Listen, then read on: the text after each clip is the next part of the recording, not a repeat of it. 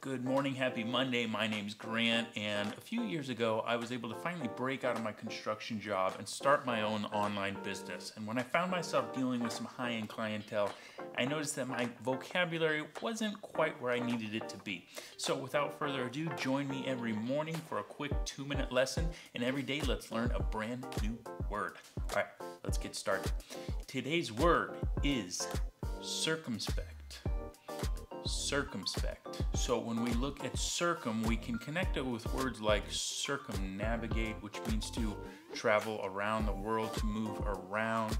And spect obviously reminds me of spectacles, so perhaps this means to look around. And sure enough, the literal definition of circumspect is careful to consider all consequences. So one can safely say that another word for circumspect is to be careful or cautious. Now, circumspect is an adjective, so it's going to be describing a person, thing, or place. And let's jump into some examples. When a soldier is behind enemy lines, he must be circumspect when entering any unoccupied building. All right, example number 2. This one's kind of personal to me.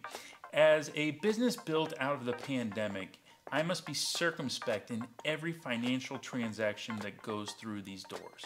All right, so how we're going to remember that is we're going to go into today and wonder when we should be circumspect. Perhaps you have that coworker who can't really hold their tongue, and if you tell them too much information, they're going to go blab about it. I would be a little bit circumspect around that individual. Maybe you're about ready to ask for that big raise. Well, go into the meeting with some circumspect because you don't want to blow this one. All right, guys, that's it for today's lesson. Hopefully you remember last week's word on Friday, which was fiduciary. If you don't, I'll link it in one of these corners and you can check that out. For now, thanks for watching. I hope you enjoyed the lesson, and I'll see you on the next one.